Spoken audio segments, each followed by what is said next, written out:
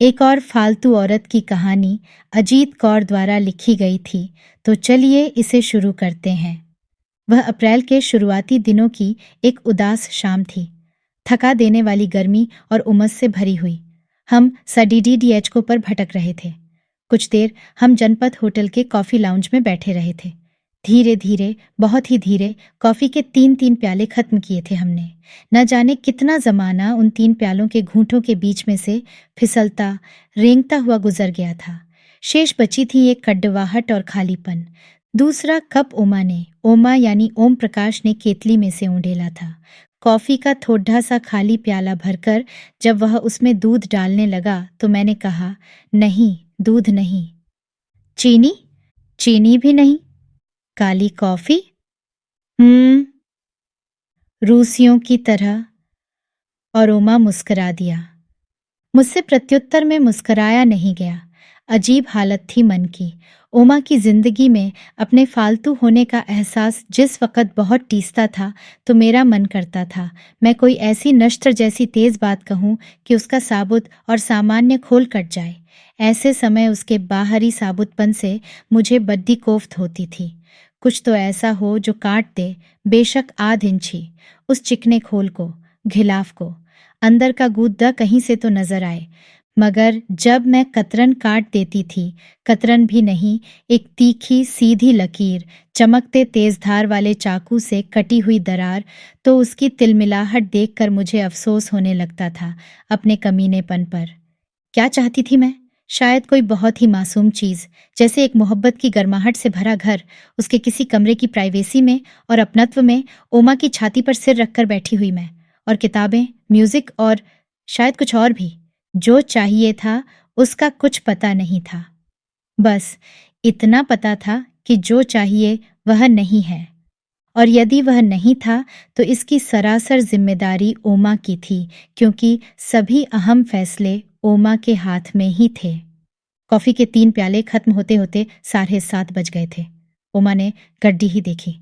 जब भी ओमा की नाक के ऐन ऊपर माथे के बीचों बीच 3 लकीरें पड्डिडी रह जाती, तब वह एक ऐसी गधी होती थी जिसमें कोई बात वह समझ नहीं पा रहा होता था, परंतु ऐसी खद ही कभी कभी ही आया करती थी। अक्सर हर बात हर समय उसकी समझ में पूरी तरह आ जाती थी। लगता था जैसे आसपास की हर वस्तु पर, इर्द गिर्द फटक रही हवा पर भी उसकी पूरी और कदी पकता हो। माथे के बीच ही बीच पड्डाने वाली इन 3 लकीरों को देखकर अक्सर उस पर मुझे बेहद दया आ जाती थी।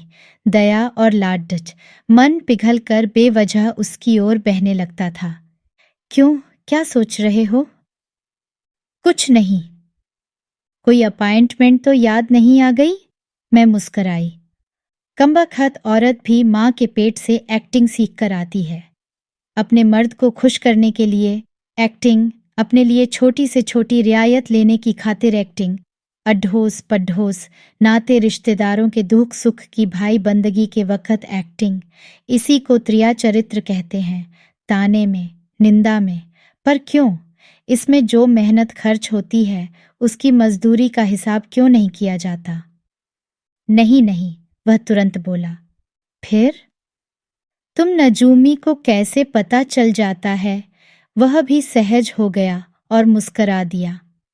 ओमा मुस्कराता था तो उसके सामने के 2 दांतों के कोनों पर कुछ चमकता था, जैसे खिली हुई धूप में रेत में पड्ढी सीपियां चमक रही हों। बाकी दांत निरी पीली रेत के रंग की तरह, बिल्कुल साधारण से, बल्कि थोड़े थोड़े भद्दे भी, लेकिन आगे के दोनों दांतों के कोने चांदी के रंगे से, जैसे सीपियों के भीतरी पेट का रंग। ओमा की मणियां उसके मस्तक में नहीं, आगे के दोनों दांतों में थीं। मुझे रिझाने के लिए ओमा को मोर की भांति नाचने की जरूरत नहीं थी। बस एक मुस्कुराहट में अगले दोनों दांतों की मणियां को चमकाने की देर होती थी कि मेरा सारा जिस्म मोमबत्ती की तरह पिघलने लग जाता था। नजूमी नहीं, अंतर्यामी। हाँ बाबा, अंतर्यामी। फिर बताओ, क्या सोच रहे थे? इस अंतर्यामी बाबा से कुछ न छिपाना। यही कि 7:30 बजे गए हैं, पिक्चरें भी शुरू हो गई हैं और प्ले भी। अब कहाँ चला जाए? एक काला बादल सुदूर आकाश पर दिखाई दिया। एक बार बिजली भी कौंधती हुई चमकी, गुस्से की, इल्जाम की, बेसहारेपन की। इस मर्द ने मेरे साथ मिलकर एक घर बनाने की बजाय मुझे जिप्सी बना दिया था। खानाबदोश। लेकिन फिर अंदर बैठी एक शाश्वत औरत ने, जो शाश्वत एक्ट्रेस भी होती है, मानो चेतावनी दी, देखना, होशियार। एक मुस्कुराहट को मैंने लिपस्टिक की तरह आहिस्ता से होठों पर मला। जगह तो है एक शहंशाहे आलम, जान की खैर पाऊं तो अर्ज करूं। बोलो जी। वह हंसा। जहन्नुम में जाया जाए तो कैसा रहे। ठीक है, चलते हैं। करीब से गुजर रहे वेटर से उसने बिल मंगवाया, पैसे दिए। जैसा कि उसकी आदत है, बिल वापस लिया और हम उठकर बाहर आ गए। साथ ही एक सवाल भी हमारे साथ उठकर बाहर आ गया कि शेष बची शाम कहाँ गुजारी जाए। टैक्सी के पास रुककर उसने पूछा, राणों के घर चलें? तुमने तो बताया था कि MP वाली कोठी वे छोड़ डीएच रहे हैं। हाँ, कालू विलायत प्रस्थान करने से पहले उसे नए मकान में शिफ्ट कर गया था। मेरे पास पता है। कालू यानी ओमा का दोस्त। वैसे नाम तो कुछ और था, जैसा कि दादियाँ, नानियाँ अपनी आत्मा के कल्याण के लिए प्रायः रख दिया करती हैं। सभी दोस्त उसको कालू ही कहकर पुकारते थे। ठीक है, चलो, मैंने कहा। जानती थी कि इस शाम की किस्मत में कत्ल होना ही लिखा है, फिर बहस से भी क्या फायदा। एक बड्ढे से बंगले के आगे टैक्सी रुक गई। कोई सरकारी बंगला ही था यह भी। गेट के अंदर घुसकर हम बंगले की बगल से होते हुए पिछवाड़े पहुंच गए। एक बेहद वीरान सा लॉन था, जिसकी घास समय से पहले ही बूढ़ी हो गई थी। लॉन के दूसरी तरफ एक कोने में एक बहुत बद्धा पेड्डा था, जिसकी टहनियों में घना अंधेरा छुपकर बैठा प्रतीत होता था। बद्धा मनहूस लग रहा था, वह पेड्डा और उजाड़ सा लॉन। पिछवाड़े के एक दरवाजे पर दस्तक दी। दरवाजा राणो ने खोला। आइए, आज कैसे रास्ता भूल गए इधर? नहीं, रास्ता तो नहीं भूले, खास तौर पर आए हैं तुम्हारा हाल चाल जानने। एक छोटी सी सीढ़ी चढ़ाकर कमरे के अंदर जाते हुए ओमा ने कहा। पीछे पीछे मैं भी। राणो के बालों में भी बाहर लॉन में खडेढ़े पेड्डा की टहनियों जैसा अंधेरा छिपा हुआ था। बेहद उदास और बदहवास सी लग रही थी वह।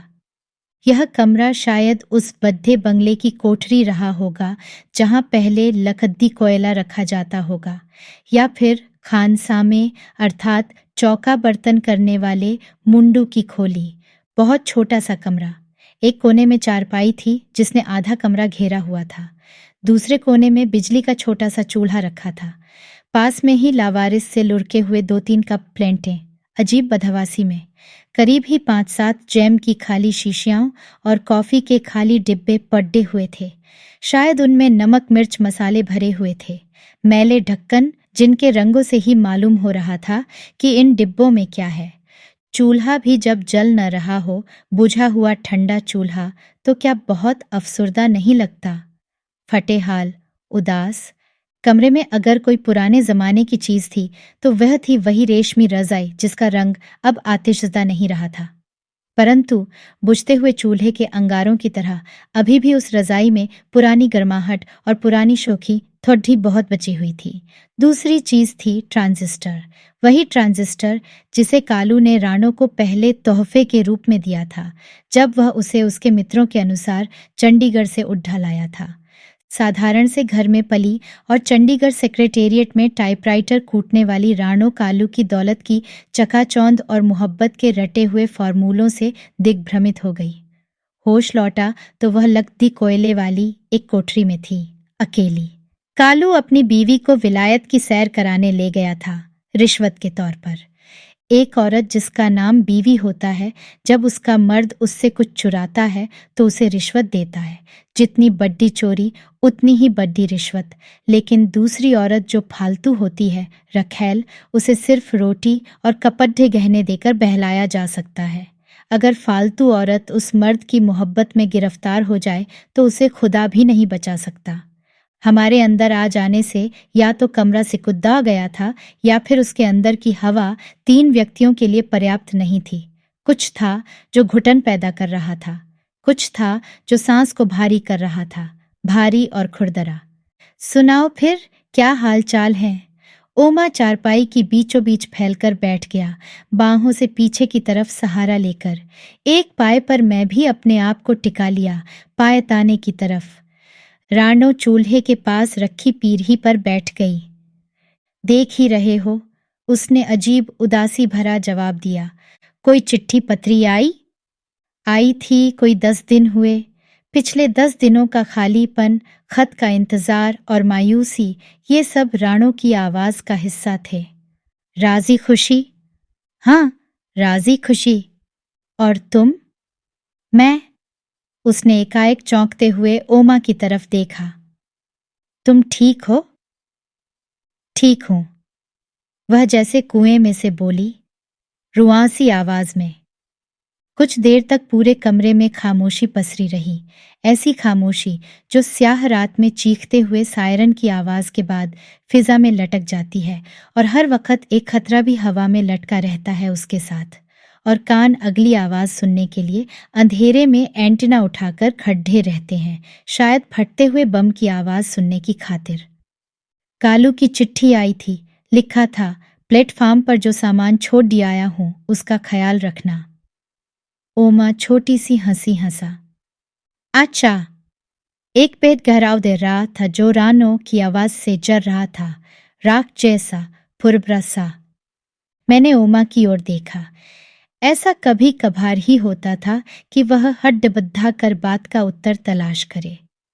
रानो एक अज्ञात सा चैलेंज, एक चुनौती सी आंखों में भरकर उसकी तरफ देख रही थी। कोई खातिर नहीं करोगी हमारी, तुम्हारे मेहमान आए हैं। ओमा ने चैलेंज को टाला और पैंतरा बदला। दूध नहीं है, नहीं तो चाय। कम पिया करो न दूध, चाय के लिए बचाकर रखा करो। नहीं, आज सवेरे लाई ही नहीं थी। क्यों? रात में गर्मी लगती है, नींद नहीं आती। बद्धी उमस होती है कमरे में, तधह के जाकर आंख लगती है। तब तक दूध का डिब्बो बंद हो जाता है। मैंने कमरे में चारों तरफ निगाहें दौड़ाईं। 4 अंगुल जगह के गिर्द खदी हुई दीवारों से टकराकर मेरी नजर वापस लौट आई। कोई खिड़की नहीं थी। रोशनदान का तो वैसे ही आजकल रिवाज नहीं रहा है। पिछली दीवार में एक दरवाजा था जो स्थायी तौर पर बंद लग रहा था। शायद दूसरी तरफ से मकान मालिक ने बंद किया होगा। जब रानो चंडीगढ़ से कालू के संग भागकर आई थी, तब शायद वह नहीं जानती थी कि कालू की दौलत उसे घर नहीं दे सकती थी। कोई व्हिस्की शिस्की निकालो। व्हिस्कियों वाले तो विलायत चले गए, यहां तो बस खाली बोतलें हैं। रानो ने गहरी सांस ली। अच्छा, ओमा झेंपते हुए हंसा। कुछ देर चुप्पी रही। दिन भर क्या करती रही हो? सड्ड के नापा करती हूं। कौन कौन सी नाप ली, नाम याद नहीं रखती। सड्डकें भी अधिक न नापा करो।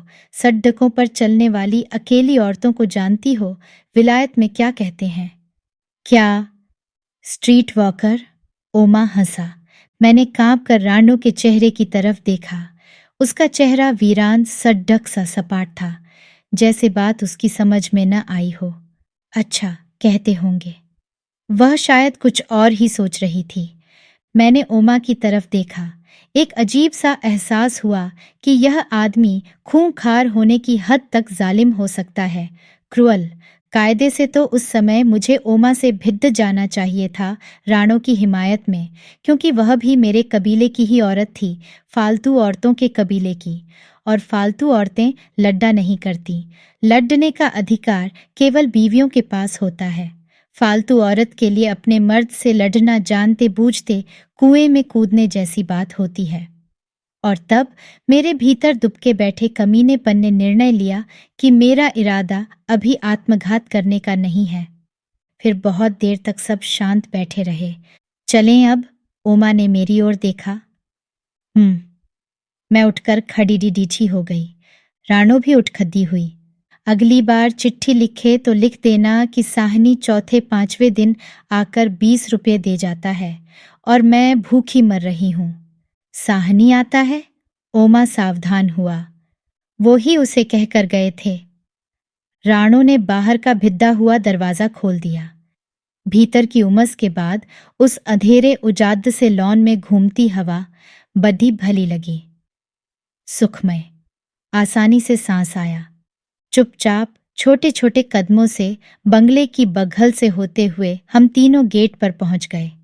बाहर सड़हक रोशनी में चमक रही थी, हल्की हवा और रोशनी। अच्छा, कहकर हम विदा लेने लगे। राणो ने धीरे स्वर में कहा, फिर जल्दी फेरा लगाना। सड़क खामोश थी, आवाजाही बहुत कम थी इस तरफ शायद।